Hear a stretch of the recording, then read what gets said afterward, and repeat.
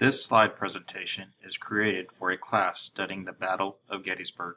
The town of Gettysburg, population of 2,000, was a town on the rise. It boasted 3 newspapers, 2 institutes of higher learning, several churches and banks. The 10 roads that led into town are what brought the armies of Gettysburg.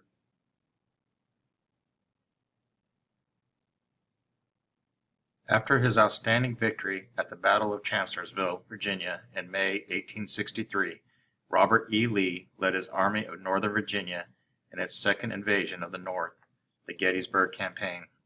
With his army in high spirits, Lee intended to collect supplies in an abundant Pennsylvania farmland and take the fighting away from the war-ravaged Virginia. He wanted to threaten the northern cities, weaken the North's appetite for war, and especially win a major battle on northern soil and strengthen the peace movement in the North. Prodded by President Abraham Lincoln, Major General Joseph Hooker moved his Union Army of the Potomac in pursuit, but was relieved of command just 3 days before the battle. Hooker's successor, Major General George Gordon Meade, moved northward, keeping his army between Lee and Washington, D.C. When Lee learned that Meade was in Pennsylvania, Lee concentrated his army around Gettysburg. On the first day of battle, elements of the 2 armies collided west and north of the town on July 1, 1863. Union cavalry under Brigadier General John Buford slowed the Confederate advance by Major General Heath's brigade, until Union infantry led by Major General Reynolds, the Union 1st and 11th Corps, arrived. More Confederate reinforcements under Generals A. P. Hill and Richard Ewell reached the scene, and 30,000 Confederates ultimately defeated 20,000 Yankees, who fell back through Gettysburg to the hills south of town, Cemetery Hill and Culp's Hill. During the battle, Major General Reynolds was shot and killed. On the second day of battle, the Union defended a fishhook-shaped range of hills and ridges south of Gettysburg with around 90,000 soldiers. Confederates essentially wrapped around the Union position with 70,000 soldiers.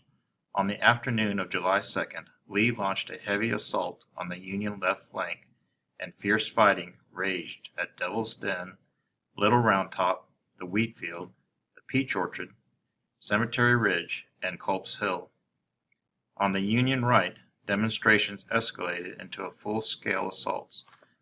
The 2 sides kept up a repeated fire and made continuous charges and countercharges. Perhaps the most critical point of the Union line was the extreme left, held by less than 360 men of the 20th Maine Regiment under Colonel Joshua Chamberlain, a former minister and professor. If they gave way, the Federals would be outflanked. Opposing them were nearly 650 Confederates of the 47th and 15th Alabama. When his men ran low on ammunition, Chamberlain ordered a bayonet charge. Whether he conceived the idea himself or it was from First Lieutenant Holloman S. Melcher, the charges were successfully broke up at flanking attempt by the 15th Alabama and drove them back, whereupon Company B of the 20th Maine and members of the 2nd U.S. Sharpshooters, concealed behind a stone wall, opened fire, finishing the Alabamians' attacks for the day. On July 3rd, fighting resumed on Culp's Hill, and cavalry battles raged to the east and south, but the main event was a dramatic infantry assault by 12,000 Confederates against the center of the Union line on Cemetery Ridge, Pickett's charge. The charge was repulsed by Union rifle and artillery fire at great losses to the Confederate army. Lee led his army on a tortuous retreat back to Virginia. As many as 51,000 soldiers from both armies were killed, wounded, captured, or missing in the 3-day battle. 4 months after the battle, President Lincoln used the dedication ceremony for the Gettysburg Soldiers' National Cemetery to honor the fallen Union soldiers and redefine the purpose of the war in his historic Gettysburg Address. All images and information were retrieved from the following websites: